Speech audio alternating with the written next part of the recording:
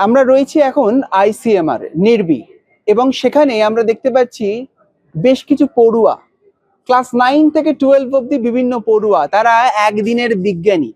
হ্যাঁ, যেরকম বলছিলাম, অর্থাৎ ব্যাকটেরিয়া, আমরা বিভিন্ন রোগের নাম শুনি, ডায়রিয়া, কলেরা, এবং সেই রোগগুলোর কারণ সেই ব্যাকটেরিয়া, তাদেরকে একেবারে কিভাবে সেই রোগ নির্ণয় থেকে আরম্ভ করে ব্যাকটেরিয়াকে চিহ্নিত করা, সব মিলিয়ে একটা হ্যান্ড অন এক্সপেরিয়েন্স। প্রোগ্রামের নাম শাইন। এবং কি এক্সপেরিয়েন্স হচ্ছে যদি একটু বল। খুবই ভালো লাগছে এখানে এসে। ফার্স্ট অফ অল, এখানে যারা অর্গানাইজেশনে যারা দায়িত্বে আছেন স্যার এবং ম্যামরা খুবই ভালো করে বোঝাচ্ছেন, এবং আমাদের যা কোয়ারিজ ছিল সেগুলো তারা খুবই ভালো করে পূরণ করছেন। এবং এখানে বিশেষত্বটা হলো, যা আমরা এতদিন বইতে পড়ে এসেছি গতানুগতিক, সেগুলো আমরা কখনোই যন্ত্রপাতিগুলো দেখিনি কাছ থেকে। আজকে আমরা প্রথম নিজে কাছ থেকে দেখা না, শুধু নিজে হাতে করে সেগুলো করার একটা আলাদা অনুভূতি এবং এক্সপিরিয়েন্স, যার জন্য ল্যাব থাকে। তো সেটা যে এক্সপিরিয়েন্স নিতে পারছি, এটা খুবই ভালো লাগছে। এবং তার থেকে বড় কথা, আমরা যখন কোনো রোগ দ্বারা আক্রান্ত হই তখন আমরা ডাক্তারবাবুর কাছে, এবং ডাক্তারবাবুরা প্রেসক্রাইব করেন। কিন্তু তার পিছনেও যে একটা গল্প আছে, একটা হিরোজদের একটা গল্প আছে, এবং তারা যে অক্লান্ত যে গবেষণা করে যাচ্ছে, তাদের যে একটা ফল, এবং তার মাধ্যমে যারা ডাক্তারবাবুরা প্রেসক্রাইব করছে, এবং এনারাই যে আসল হিরো, সেটা আমি আজকে বুঝতে পারলাম। তার জন্য থ্যাংক ইউ জানাই শাইনকে এবং এখানকার অর্গানাইজেশনকে। আমরা কিছু বিজ্ঞানীদের সাথে কথা বলে নেব যারা এখানে রয়েছেন। এই যে প্রোগ্রাম, সেই প্রোগ্রামের মূল উদ্দেশ্য কি এবং এটা কবে থেকে শুরু হয়? এই প্রোগ্রাম ভারত সরকারের প্রোগ্রাম এবং এটা শুরু হয়েছে গত বছর থেকে। এবং মূল উদ্দেশ্য হচ্ছে এটা আউটরিচ প্রোগ্রাম, অর্থাৎ ছাত্রছাত্রীদের কাছে পৌঁছানো এবং তাদের মধ্যে বিজ্ঞান সম্পর্কে আরো সচেতনতাও বাড়ানো, এবং তাছাড়াও তাদেরকে বিজ্ঞানের প্রতি আরো আকর্ষণ বাড়ানো তাদের কাছে, যাতে ভবিষ্যতে তাদেরও বিজ্ঞানের প্রতি আগ্রহ থাকে। তাদের মধ্যে অনেকে বিজ্ঞানী হয়তো হতে চায়, মানে অনেকেই যেমন ডাক্তার হতে চায়, ইঞ্জিনিয়ার হতে চায়, ক্রিকেটার হতে চায়, কিন্তু বিজ্ঞান ব্যাপারটা সম্পর্কে তো অনেকেই বাচ্চারা জানে না। তো তারা যাতে কিছুটা অন্তত হ্যান্ডস অন থেকে বুঝতে পারে যেখানে কি হয়, কিরকম হয়, এটা কতটা প্রয়োজন, সেইটা ভেবেই ভারত সরকার, আমাদের ডিপার্টমেন্ট অফ হেলথ, তারা সবাই এই প্রোগ্রামটা গত বছর থেকে শুরু করেছেন। একেবারেই স্যার। এবং আমরা দেখলাম অ্যান্টি মাইক্রোবিয়াল রেজিস্ট্যান্সের মতো একটা গুরুত্বপূর্ণ বিষয়, সেইটাও তাদেরকে বোঝানো হচ্ছে এখান থেকে, সেই জায়গাটা। অ্যাকচুয়ালি অ্যান্টিমাইক্রোবিয়াল রেজিস্ট্যান্স এখন বিশ্বের সবথেকে বড় প্রবলেমগুলোর মধ্যে একটা।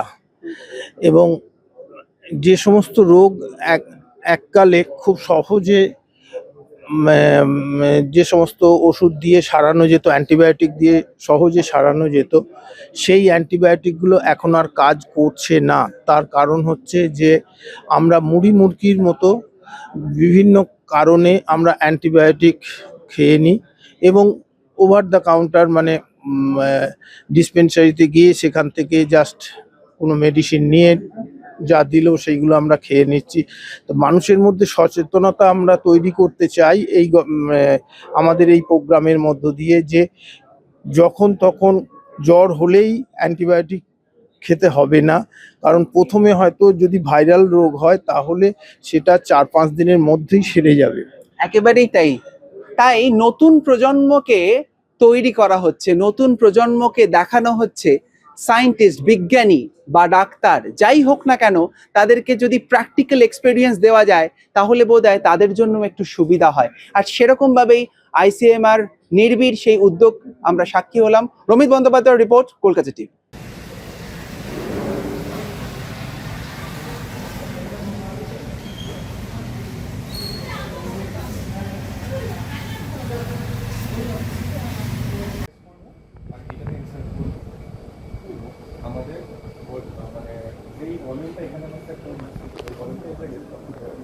আমরা এটাকে ডিসটেন্স করতে পারি,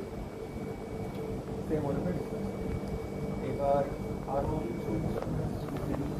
তা সত্ত্বেও আমরা তাহলে এত কিছু রিসার্চ করছি আর এত ডায়াগনস্টিক্স করছি, তার কারণ মাইক্রোস্কোপি একটা এমন জিনিস প্যারাসাইটের ক্ষেত্রে এখন এআই এসে কিছুটা হয়তো এ হয়েছে, কিন্তু আদারওয়াইজ আপনি কোনো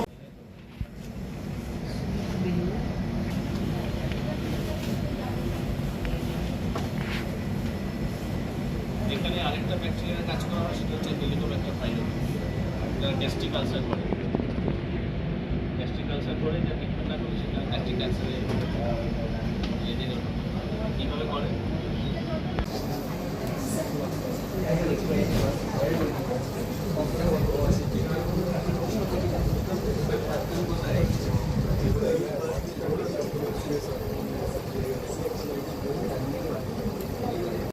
ইমার্স করলেই আমাদের যে ডিজিটাল পিএইচডি রিটার্নটা আছে সেখানে রেজাল্টটা ওখানে কত ওটা স্টেবল 7 আসবে না এটা আছে